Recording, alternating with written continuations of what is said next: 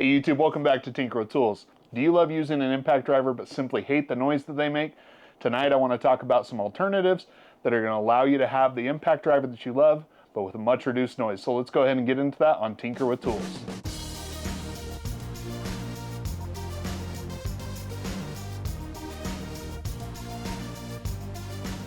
Now I've found over the years that in the world of tools, people either love impact drivers or they hate them.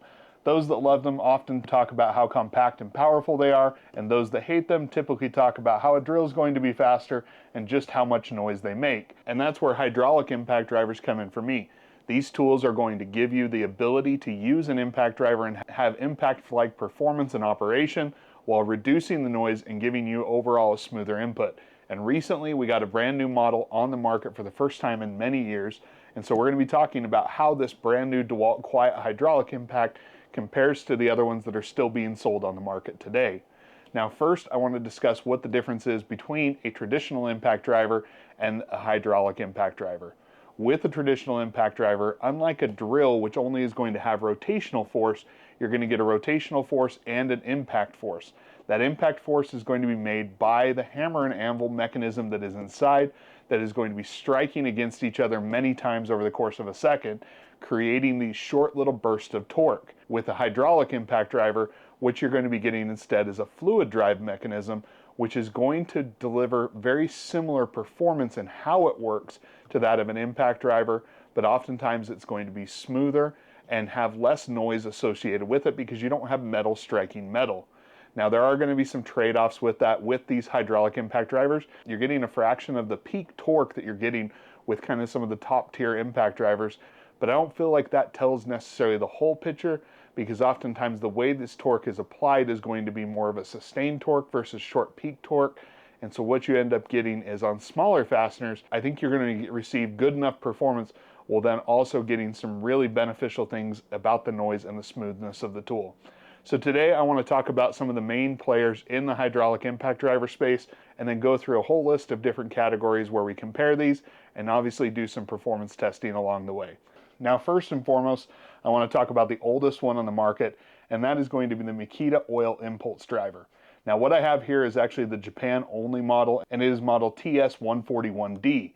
In the States you're going to be seeing it as an XST01, and this oil impulse driver was actually first introduced all the way back in 2014, making this a 10-year-old model at this point. Now despite the fact that it's 10 years old, they are still selling the North American version of this tool for a new price of $240. Now for several years now I have avoided paying for that. Before this testing I finally broke down and bought the Japan only model because I could get it for about $40 cheaper, with this one being delivered for roughly $200. Now because this is going to be a 10-year-old model, I think it's going to be interesting to see how this stacks up compared to the more modern performance that we're getting from these others. Next up we are going to be talking about two from Milwaukee. First, in 2016, Milwaukee came out with the M18 Fuel Surge. Now, I originally bought the M18 Surge in either 2017 or 2018, and I absolutely fell in love with it. I did try and use it one time on a fastener that was probably bigger than what this thing is rated for, and after that, it just didn't have the performance that I had come to expect from it, even on smaller fasteners. So for this testing, a couple months ago, I actually went out and purchased a brand new Surge, so that we do kind of have an untainted model to be able to test today. Now a few years after they came out with the M18, they came out with the M12 Surge, and overall these two have the same peak torque figure. The difference is going to be that this one is going to have 4,000 impacts to the 3,400 of the M12, where this one's going to be making 3,200 RPMs compared to the 3,000 RPMs here. But overall, these are still going to be older impact drivers at this point. With 8 years on the M18 Surge, it is time, in my opinion, to see a replaced model, and so that's why I'm most excited about Dewalt finally coming out with their own version of a quiet hydraulic impact driver. Now this is only a couple weeks old at this point. This is the Dewalt DCF 870, and this is one that I've been really excited about this year as we try and see what a couple of years of improvements are going to do. But while there definitely is a performance boost with this newer impact driver, and so it'll be interesting to compare these two and kind of see how they all work.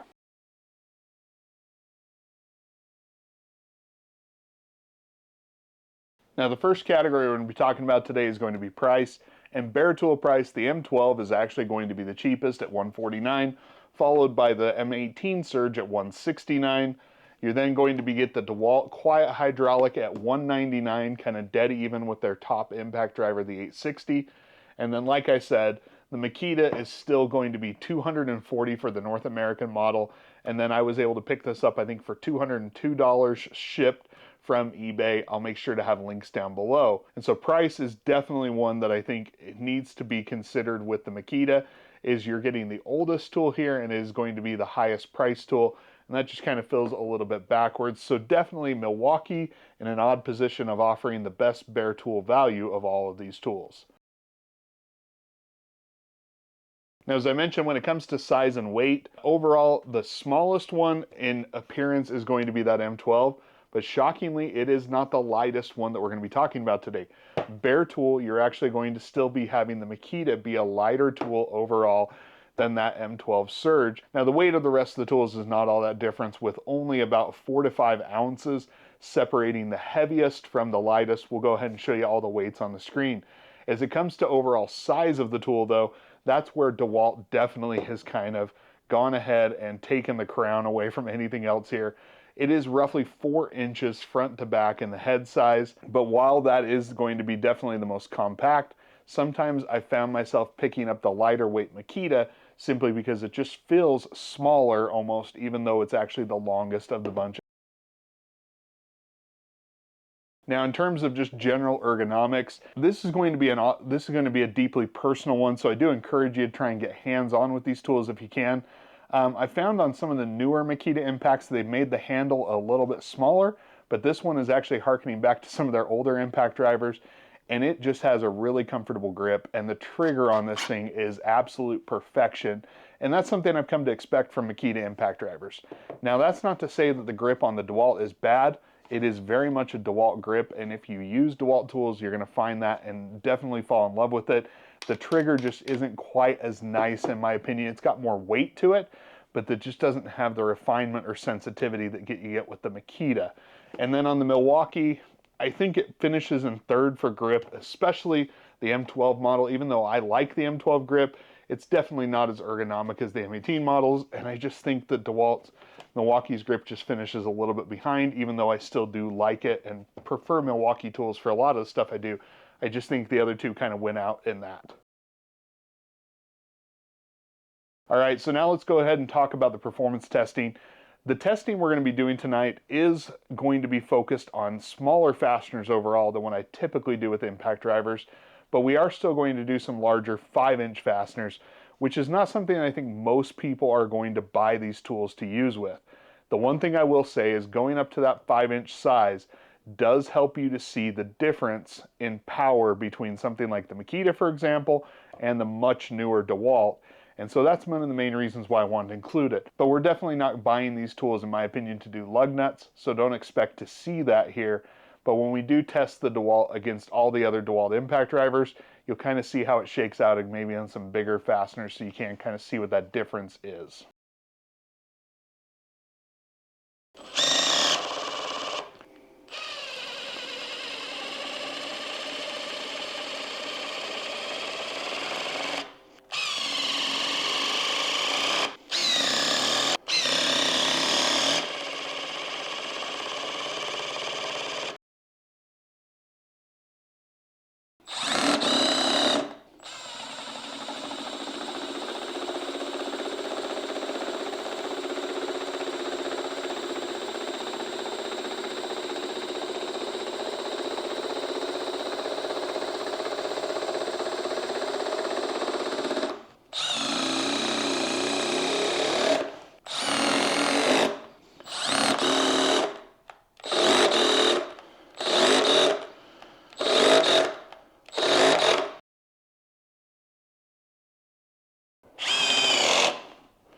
Yeah, the speed mode on this one operates differently, or maybe it's more powerful, but it does not stop like the M12 does.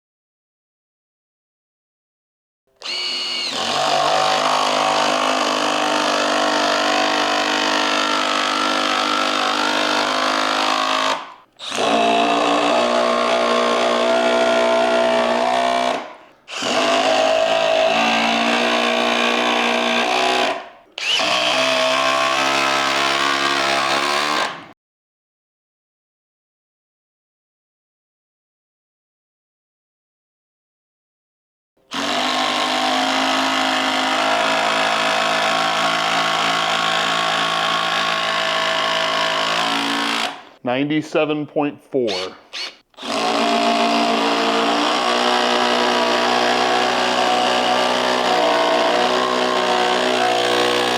98.7.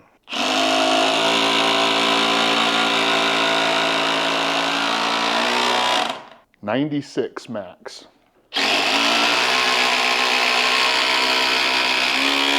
96.7 was the high there, so it actually came out kind of quiet.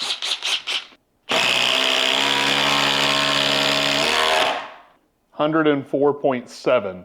So nearly that 10 decibels that we've been seeing louder in terms of how loud the traditional impact is.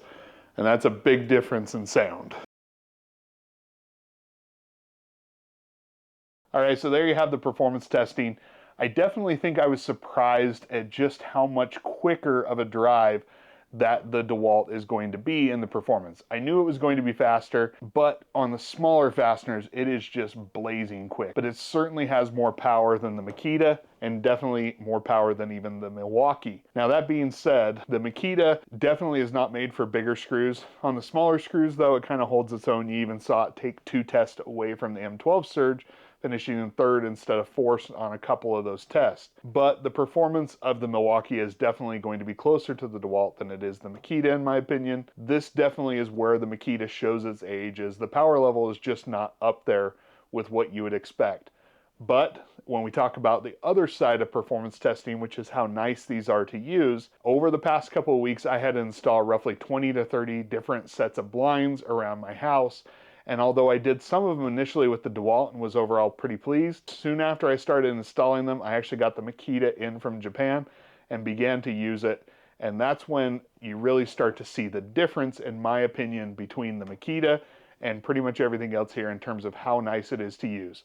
It is not a new tool, and it is definitely not made for big fasteners, but for little tasks like that, the precision control that you have with that wonderful trigger, the overall smoothness of it until you get up to those larger fasteners is really just a step above anything else. And if I'm being completely honest, that was the biggest surprise of this testing for me, was how much I loved the 10-year-old tool versus some newer competition. And it really just shows Makita knows how to make an impact driver, and I get not everyone is going to like those, but this is a really good example of a Makita impact driver, and it's one that frankly I wish I had bought a lot sooner, because that's how much I've enjoyed using it over the last couple weeks. Even though it's the least powerful, even though it is not the smallest one that is here, it is definitely the nicest to use, and that stands out. Now when you do get it on a bigger fastener, it definitely vibrates more than what you're doing on some of those smaller tasks, and it is not meant for those.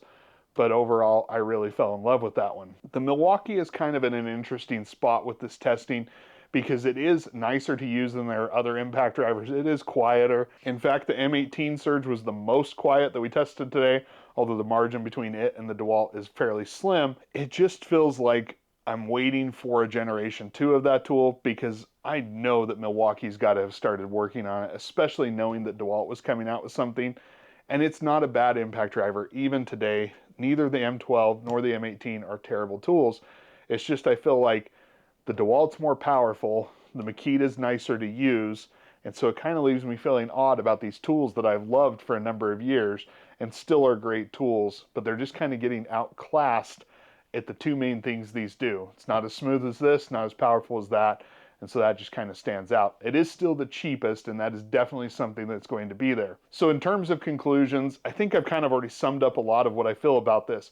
But let's just kind of go at it by saying this. All of these tools are excellent tools, and they're all tools I would recommend to you if you are on these individual brands. Now, if you're a Milwaukee person, is it worth switching to Dewalt to get that tool? Yes, it's more performant, but I don't think that performance is necessarily going to be the main factor when you're buying a quiet hydraulic impact driver.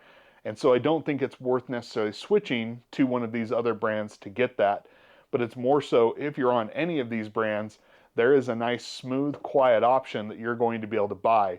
And I have to say, overall, this is a tool segment that if I was only on one brand, I only had one of these, and it broke, I'd probably go buy another if I couldn't get it repaired, because that's how much I enjoy using this style of impact driver. All right, so there you have it. That is the review of these hydraulic impact drivers. If there's something I didn't test that you'd like to see, or if you have questions about any of these tools, go ahead and leave them in the comments down below. If you like this video, go ahead and hit that like button. And if you haven't already, please consider subscribing and make sure to turn on notifications so you get notified anytime I put out a new video. As always, thank you for all the support, and until next time, I'll catch you on Tinker with Tools.